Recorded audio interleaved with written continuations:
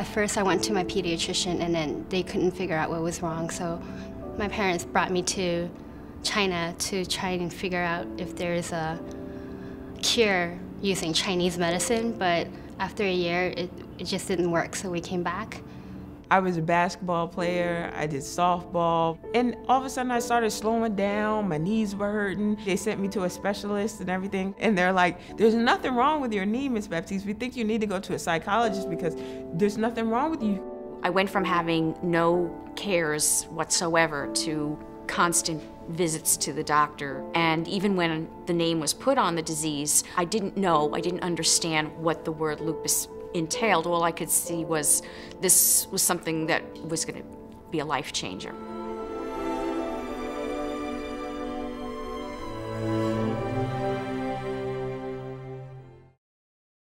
In lupus, the body really turns on itself.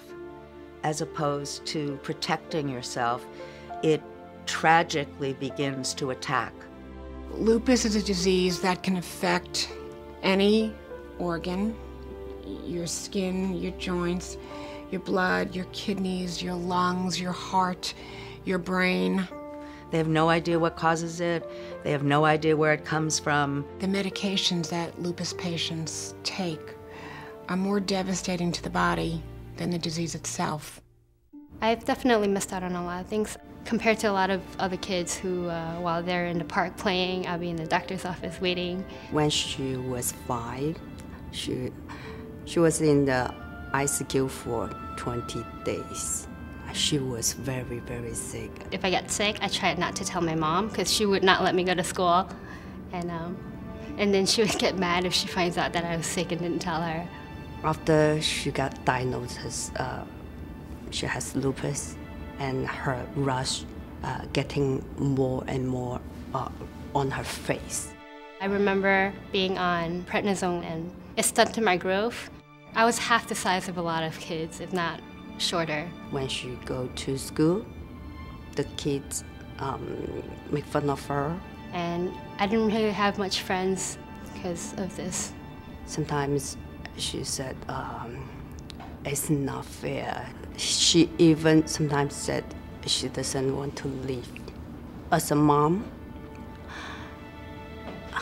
I just encourage her to face the life. I do stop and think about what I might not be able to do because of lupus, but if I keep thinking about that, then I'm afraid I might not go as far as I can.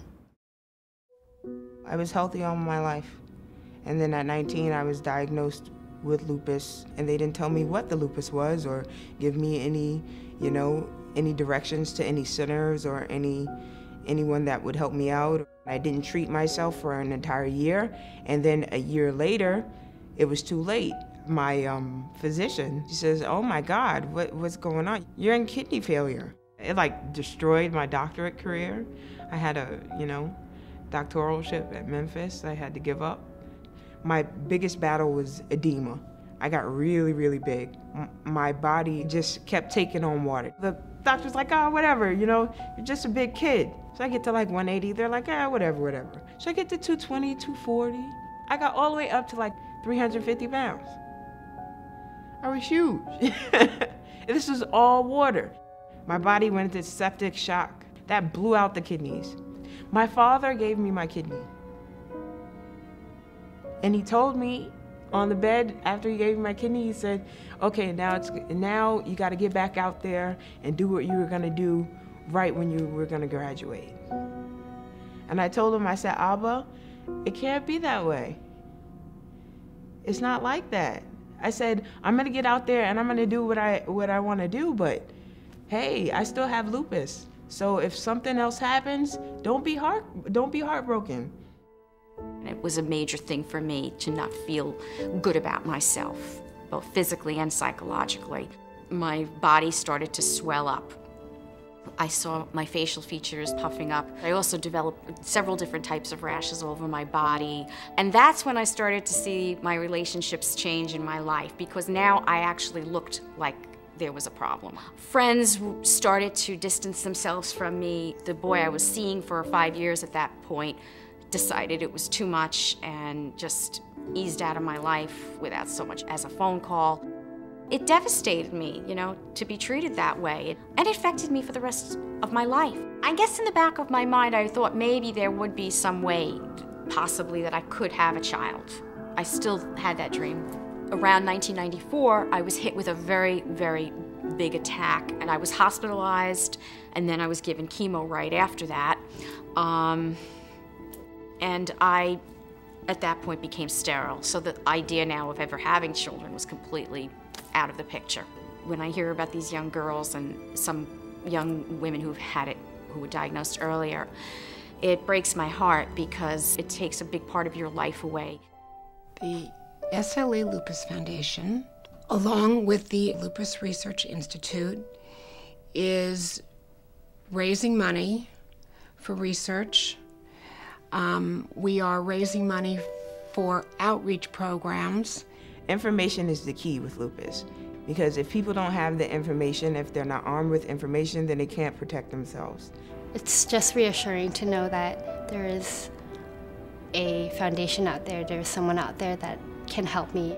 I'm hoping that in my lifetime that I will see some kind of, you know, advances made. When we started the foundation, the one thing we said was that there would be life without lupus, and I'm determined to see that. Lupus has to be everyone's reality. Because if it isn't,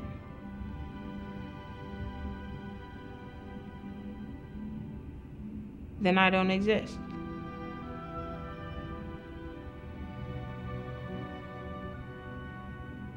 And if I don't exist, then millions and millions of other people don't exist right along with me.